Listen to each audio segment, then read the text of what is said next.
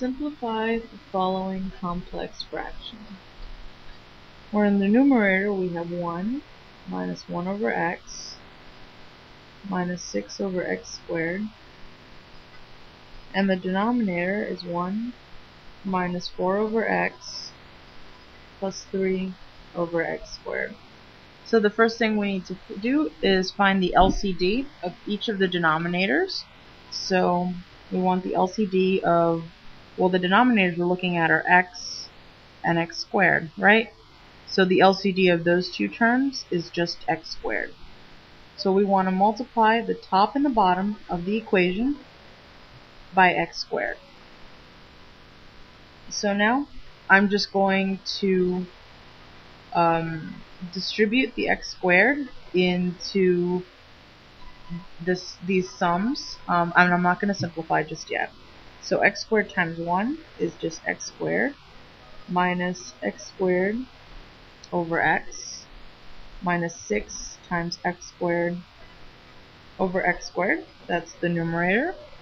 And then the denominator coming down here is x squared minus 4 times x squared over x plus 3 times x squared over x squared, right? I just distributed that x squared without simplifying anything yet.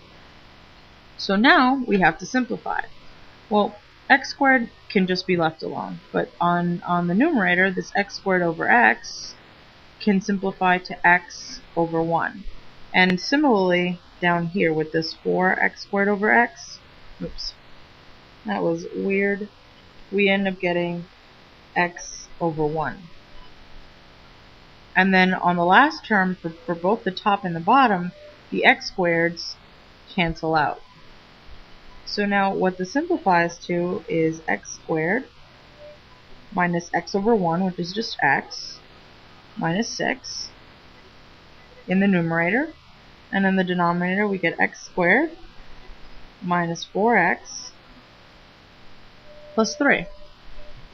So now we have a rational expression which consists of two quadratic equations.